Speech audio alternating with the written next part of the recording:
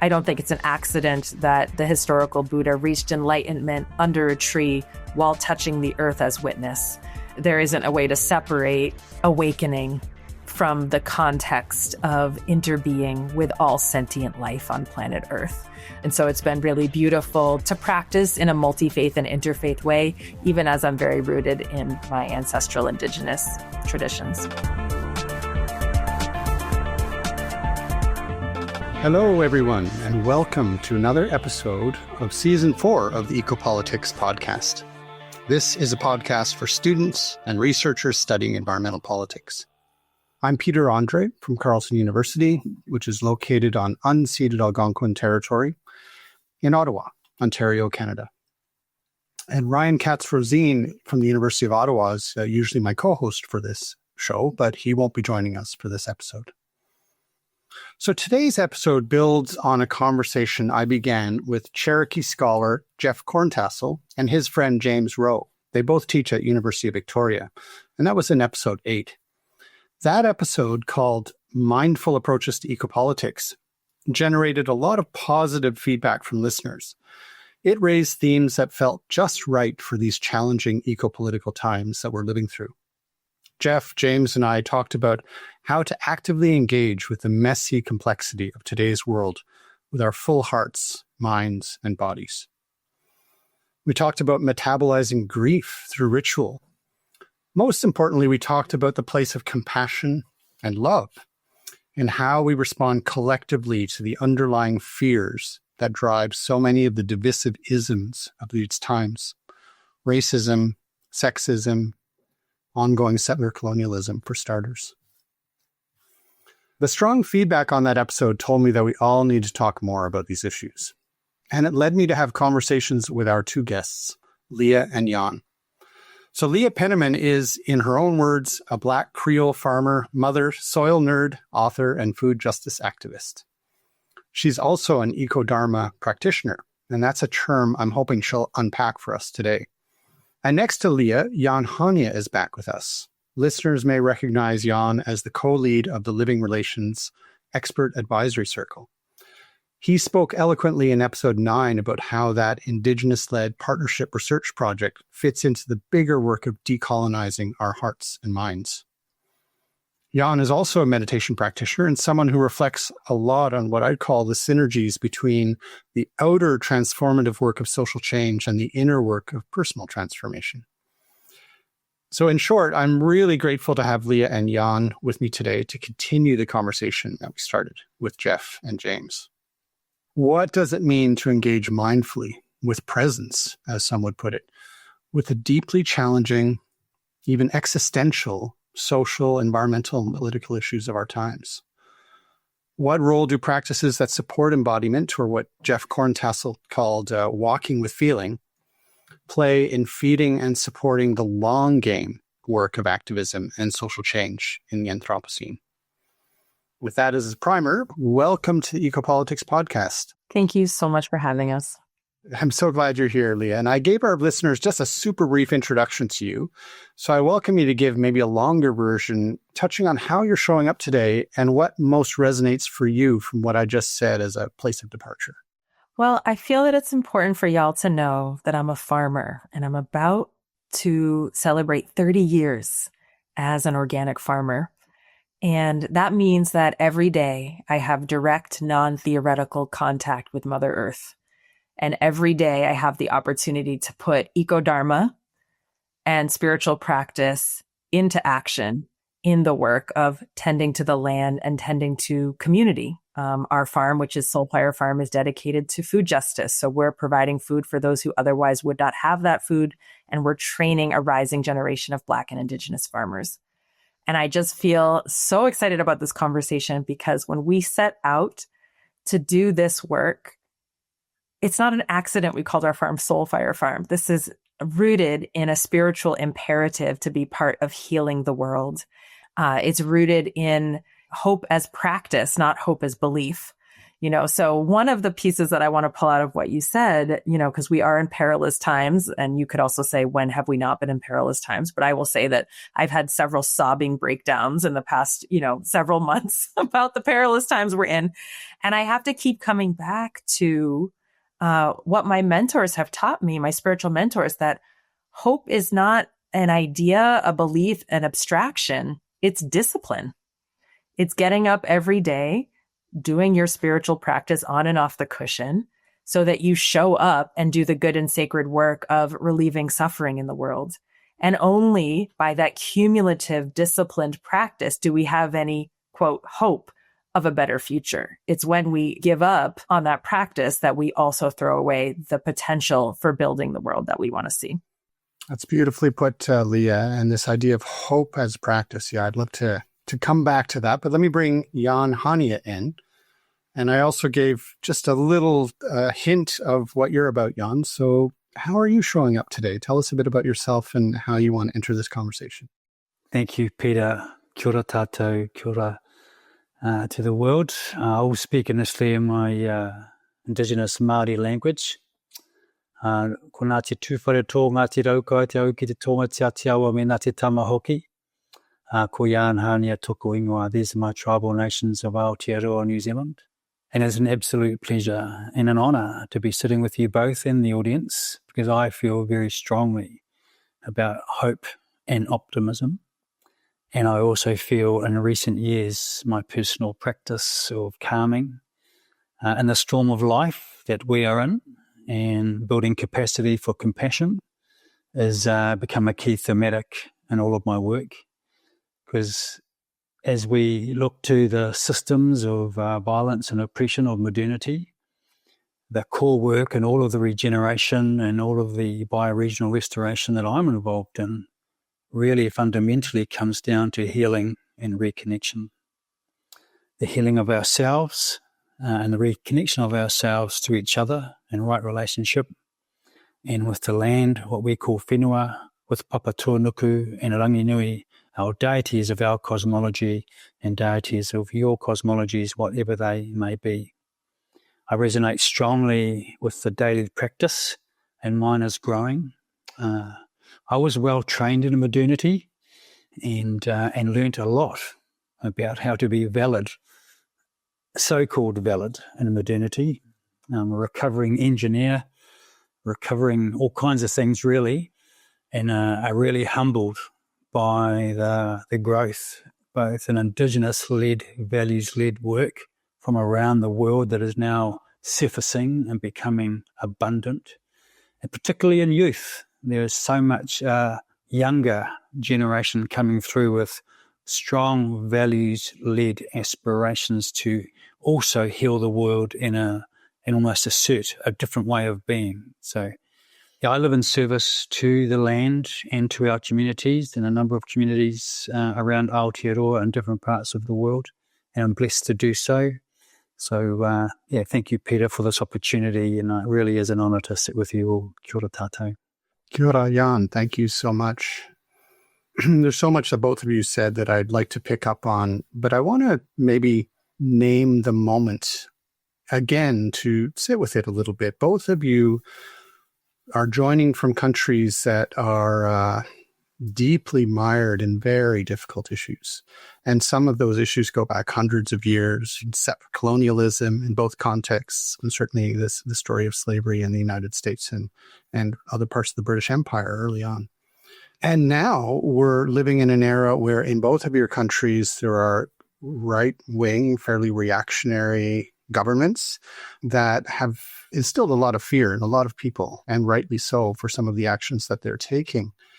And so I'm thinking about some of our listeners, some of my students who feel like the response that's needed now is anger, is fighting. Or on the other side, I'm just thinking about Jan and your engineering background when it comes to environmental issues, like let's develop the technological solutions to solve this. So those are two other responses. And yet here we are talking about things like love and compassion and hope. And I wonder if you can draw the connections between these different kind of emotional and human responses to these challenging times. Leah, do you want to tackle this one first? Oh, so juicy. I'm thinking back to just last weekend. I was in Durham, North Carolina at a training where we were learning civil disobedience to confront ICE, who is the agent of the US government that's detaining people who are suspected of being immigrants or undocumented quite violently and often separating them from families, expelling them from the nation. And it's really a unprecedented level of disastrous harm that's happening. And in this training, there were some very intense exercises. We had to practice being pushed and not giving up ground, but also not hitting the person who was pushing us. We needed to practice what it was to put our bodies between the people we were protecting and the danger and really feel into the fear of that. And something that was so powerful is just a day after that training, immigration and customs enforcement came to the next town over and enacted this really violent sweep. And many of the people who were at the training took to the streets and were able to, at least temporarily, push ICE out of town just by the sheer force of their numbers, non-violently. One of the most moving clips that I saw was the ICE agents retreating through the swampy forests while a wall of citizens pushed them back. And I cherish this image. It certainly, it brings me to tears just thinking about it, because we have to remember that our strength is in our unity and our collective commitment to not become the vileness that we seek to confront. We are not going to amass bigger weapons than the bad guys, nor do we want to. Like, what kind of world would that be where, we, the people, somehow out nuclear weapon the agents of terror? Our strength is in our non-compliance with empire and with using the force of our non-cooperation to stop them and to show them, more importantly, right, that there's a different way, that we can remain rooted in our humanity and our compassion as a model of the world we want to see. And there's data behind this. I really value the work of Dr. Chanoth, who is probably the leading expert on nonviolent resistance, who studied hundreds of uprisings over the past century or so and crunched the numbers and found that nonviolent uprisings are twice as effective as violent uprisings at actually overthrowing dictators, but also more effective in creating enduring democracies and enduring healthy civic life, which stands to reason, right? If you're using the master's tools to dismantle the master's house, you're feeding into the same system of greed and hatred and delusion that's then going to perpetuate itself in whatever the new thing is that you're going to create. So I feel like even if you're not like into, you see compassion as soft and squishy or non-revolutionary, it helps to just look at the data. Like it doesn't fundamentally work for our long-term goals. Anger is a catalyst, but it can't be the sustaining force, nor is it a logical force. It's our amygdala. It's our lizard brain, right? And so we can get motivated by our anger, but then that actually needs to transform into concerted action rooted in our deeper, seeds of compassion and care and humanity. Thank you. You've made the connection, and I think it'll really resonate. Anger as a catalyst, but it's not the action that we carry through in that way. Jan, what would you like to add here? Yeah, resonating a lot of that. I think just looking at anger initially, it's very good at masking too.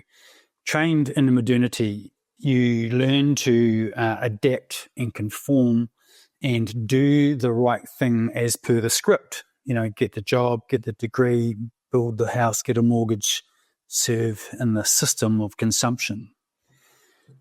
Anger can manifest in all kinds of psychological trauma states, and it can also manifest in a number of behavior patterns. I think behavior patterns themselves that we are demonstrating in the way we interact one-on-one, one in group, one in community, of othering.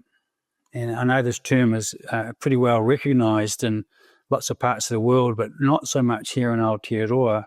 Othering, where we are positioning ourselves as separate from, rather than interdependent with or interbeing with or connected with the all life.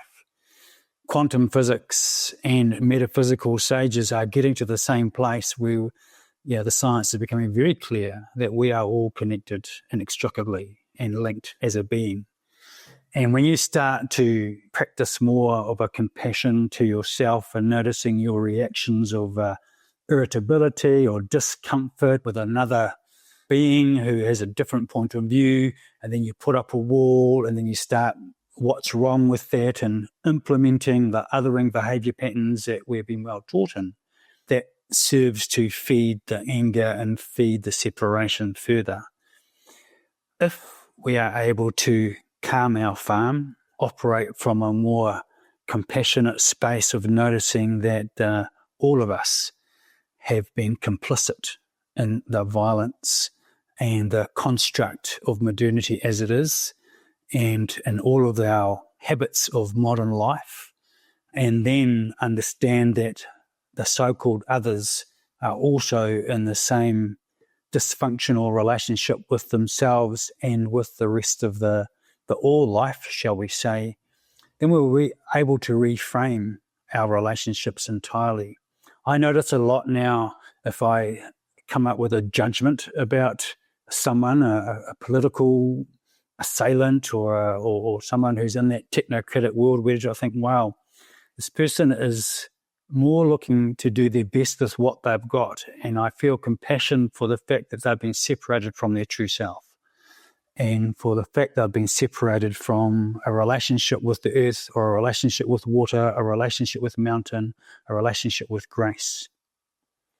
And so if we are able, and Leah, I think you said it perfectly, to compose ourselves, to operate in calmness and listen, and then behave in a way which doesn't respond with the tools that modernity calls for, but respond with calmness and grace and hope and optimism, it actually becomes infectious. It becomes a desire or unmet need, which people are starting to notice more and more.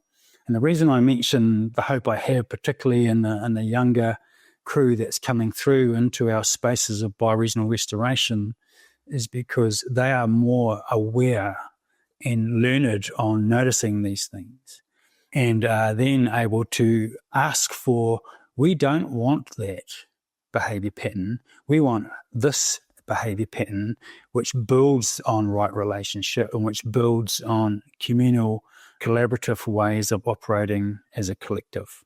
And it's not easy. The system tells you to build your house on your own and have your own stuff and consume and all the things that we know well about. The memetics surround us every day.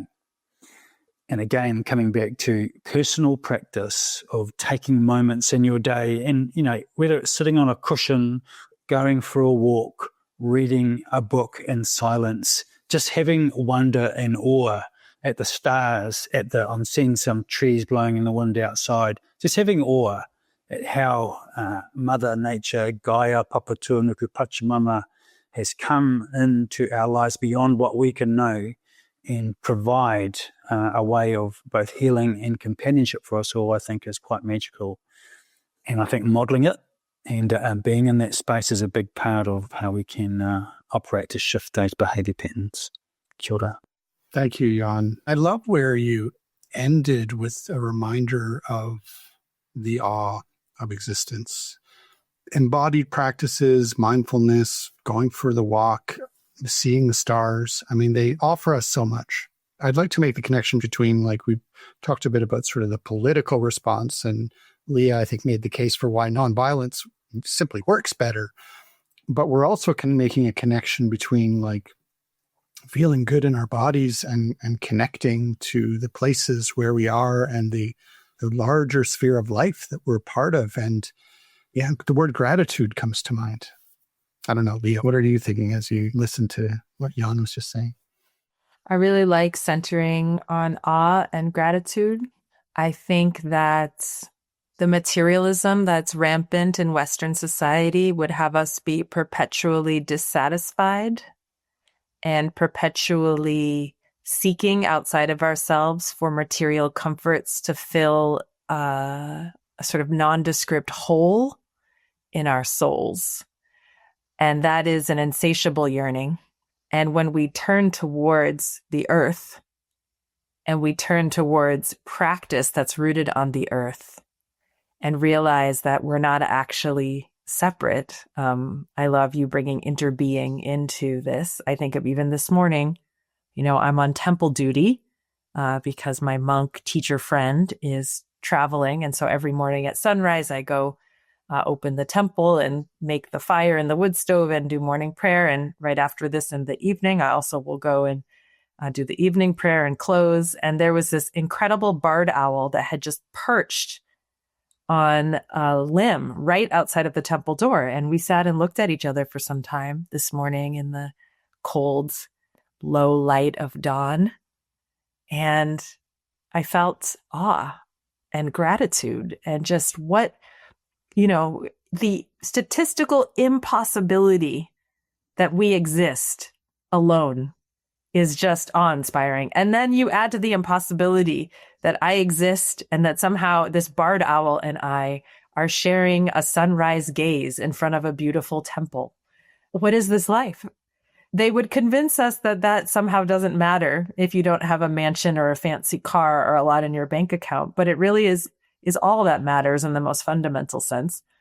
And it's those moments of pause for me, which are very connected to the earth and practice on the earth, that fill me up and give me the capacity to sort of wade out into the swamps of our materialist society without losing myself and losing my purpose or losing my hope as practice. So I find it all very connected. Yeah, beautifully put. I wonder if I can switch just a little bit, though I think it's all connected here. One of the subtexts in the conversation that I had with Jeff and James, but we never overtly brought it out, is gender relations. And in particular, I noticed in that conversation that we were three men sort of wrestling with some of the ways that we had been brought up, understandings of our masculinity. And, when we were talking about some of our experiences with psychedelics, like some of that was about unlearning patterns of behavior that I think relate to this conversation here around modernity, around settler colonialism, around this sort of hierarchical way of being between genders. So I just want to bring it out into the open and let's see what we might have to say about that. And I'll turn to you first, Jan, on this. Yeah, thank you. It's a big one. I can remember as a child, my father saying to me, don't be a sissy, don't cry, don't sit on your mother's knee anymore, and you need to learn to stand on your own 2 feet, 7 or 8 years old. And I remember feeling at that time, obviously didn't have the word dissonance, but it's like, what is this all about? It was a beginning of stepping into modernity, and I understand where he had his training from. He was well traumatized growing up in World War II, and his parents were incarcerated and war camps and all that. And so survival meant, be tough and get out there and be the man. In Māori cosmology, at least, and in operating patterns, there was far more graceful equity prior to colonisation, and the roles weren't distorted by colonisation or Christianity or manifestations of modernity. And the loving relationship between fathers and their children, fathers and their partners, and all through community was dominant. And affection throughout life at all stages was actually how we operated. The affection came through in how we looked after each other, and the affection and love came through in the word patterns that make up our value systems. A lot of that obviously got lost. What I feel now and what I sense now is there's a much stronger recognition and a lot more of the men in the societies and communities I work in, and there's a lot more strength and a lot more stepping into the light of the woman-led knowledge systems that are required to rebalance the imbalances that have occurred. And I personally look for guidance a lot more from my sisters and the mothers and the grandmothers because of what I lost. And so I feel like a child again in lots of ways, having to relearn how to be.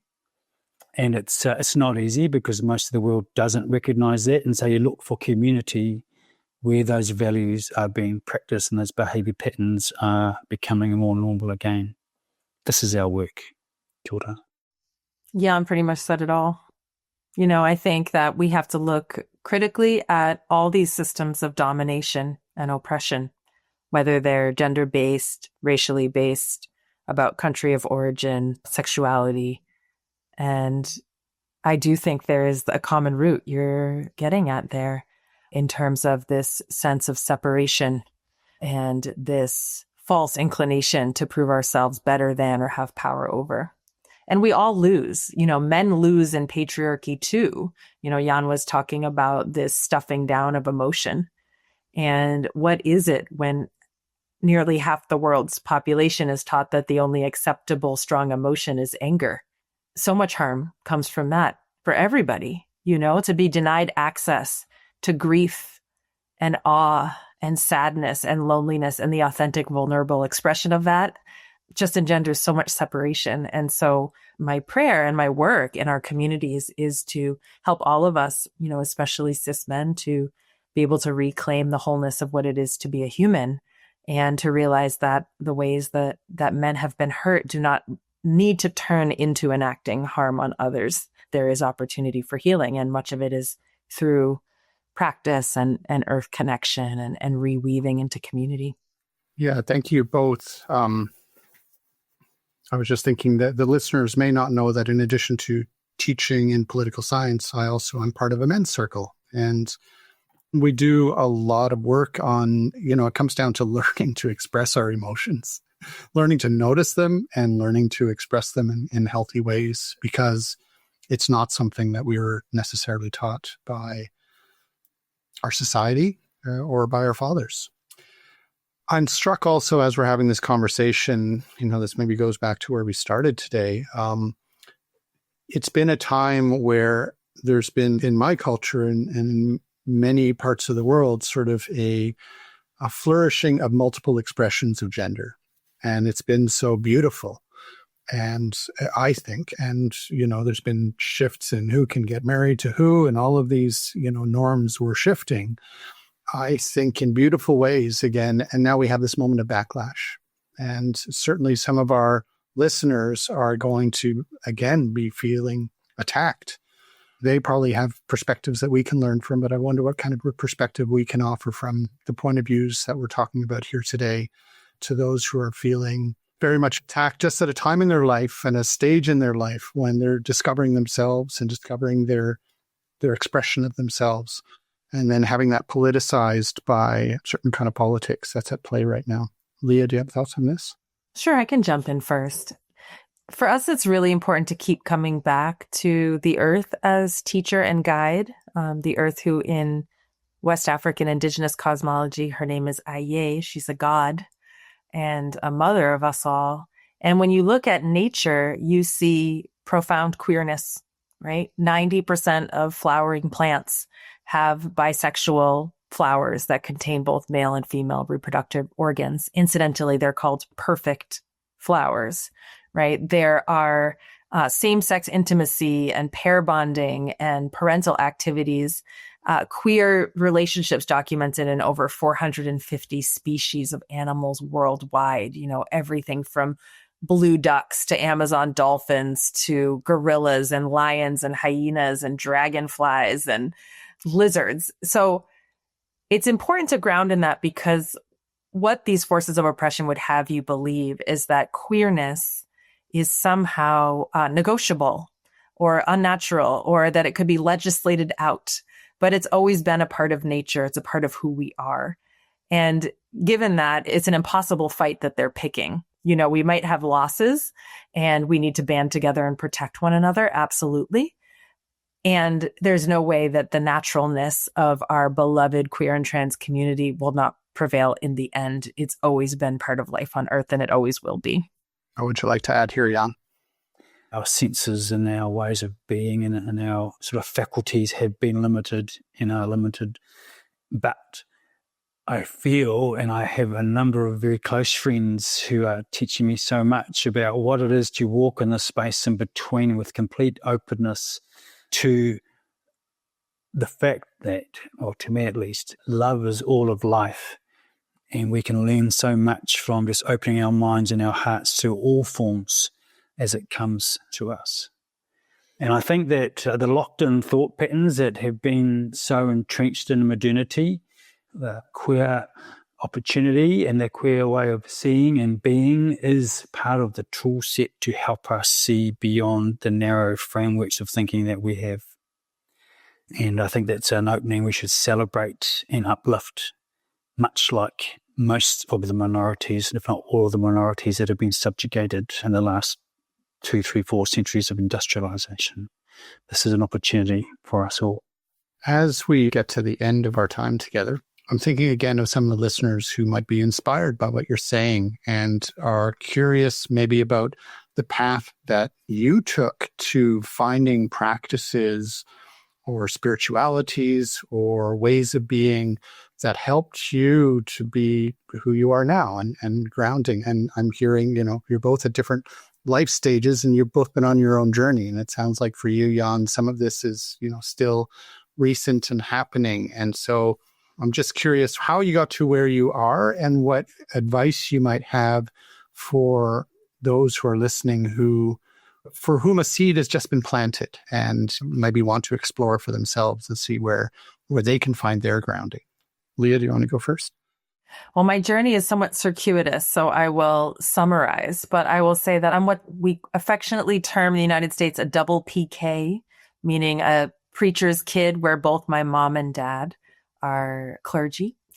So I was raised in the Judeo-Christian tradition and have always been deeply fascinated by religion, though I felt that I had to supplement my church experience with what at the time I deemed a made-up religion that my sister and I called Mother Nature. So we would go out into the forest and build shrines to the trees and make up worship songs for the deer and the maples and the princess pines. And it wasn't until my young adulthood that I traveled to my ancestral homelands of Ghana, West Africa, and found out that this quote unquote made up religion was probably more of an ancestral remembering, because indigenous West African religion is earth-based. And over the years, I have initiated and trained as a member of clergy in this indigenous lineage, and also have simultaneously developed a very deep Dharma practice with the engaged Buddhists who live right down the street from me, and feel a lot of compatibility and synchronicity between this earth-based indigenous tradition and the eco-dharma, which I know you asked me earlier on to explain. But, in summary, I don't think it's an accident that the historical Buddha reached enlightenment under a tree while touching the earth as witness. There isn't a way to separate awakening from the context of interbeing with all sentient life on planet Earth. And so it's been really beautiful to practice in a multi-faith and interfaith way, even as I'm very rooted in my ancestral indigenous traditions. Great. And how about you, Jan?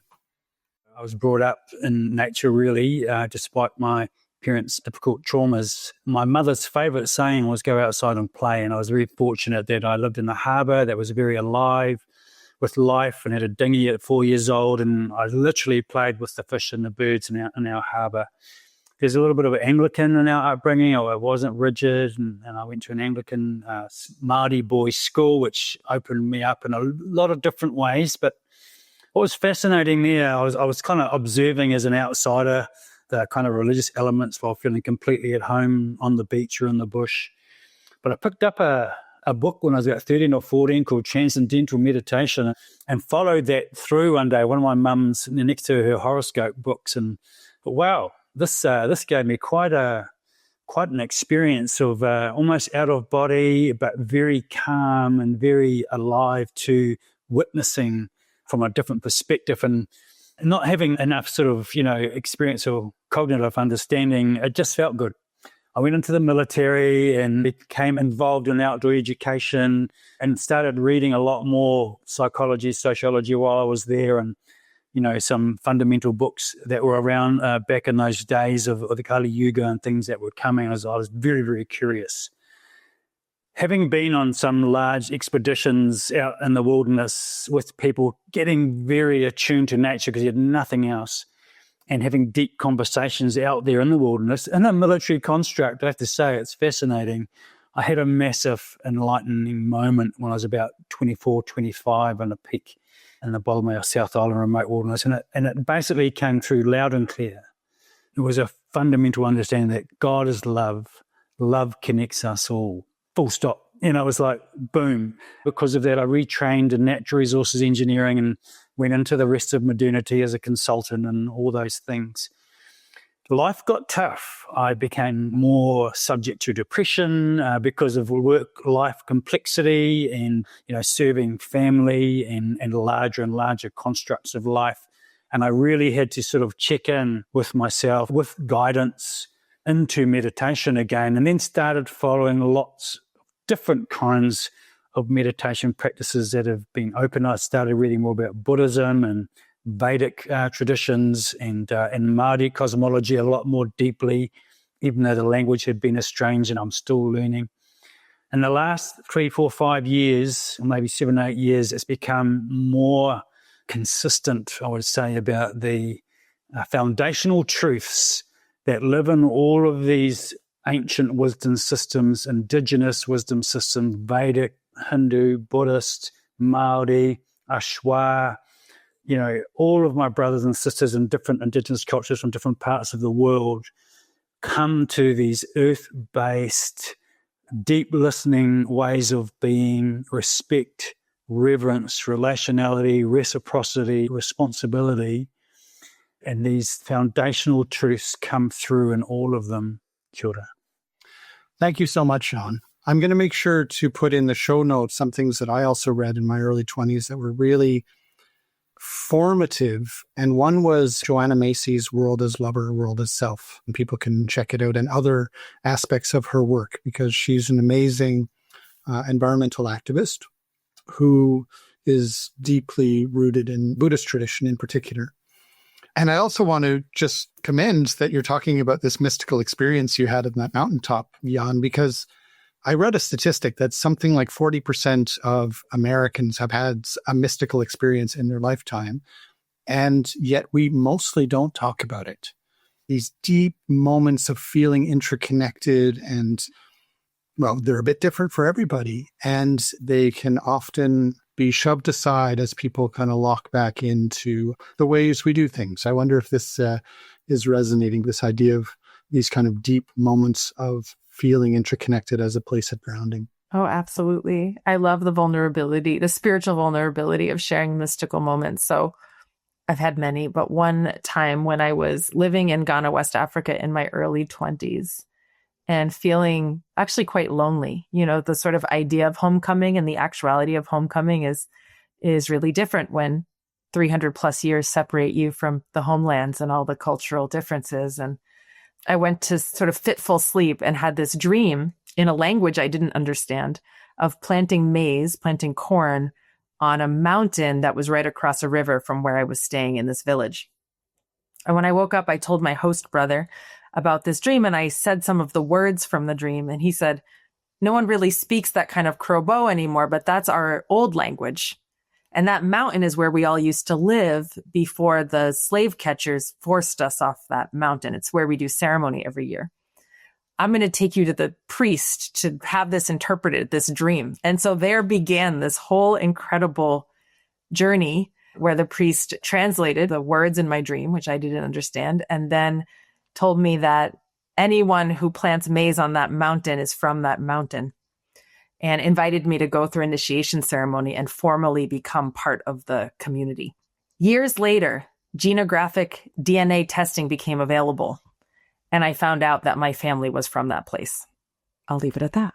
So I want to thank you both, Jan, Hania, and Leah Penniman, for joining us today and for being vulnerable and sharing these deep stories that help shape who you are and how you engage in the amazing work that you're both doing in different parts of the world. And I'm sure many listeners will be inspired in looking more into that work. And I also want to recognize that you're two amazing activists of so many who are doing this kind of work around the world. And it's growing and it's mushrooming. And just want to really recognize that. Speaking of, that phrase we started with, hope as a practice. There are so many people who are actively engaged in hope as a practice right now. So I want to remind our listeners that there are detailed bios on our guests alongside additional resources. We'll point to some of the things that they talked about in our show notes. That can all be found on our website, ecopoliticspodcast.ca. And I want to give a huge thanks to our production team. First, our producer, Kaylee McIntosh, editor, Nicole Bedford, and our technical and artistic design specialist, Adam Gibbert. So take care, everyone, and stay tuned for our next episode.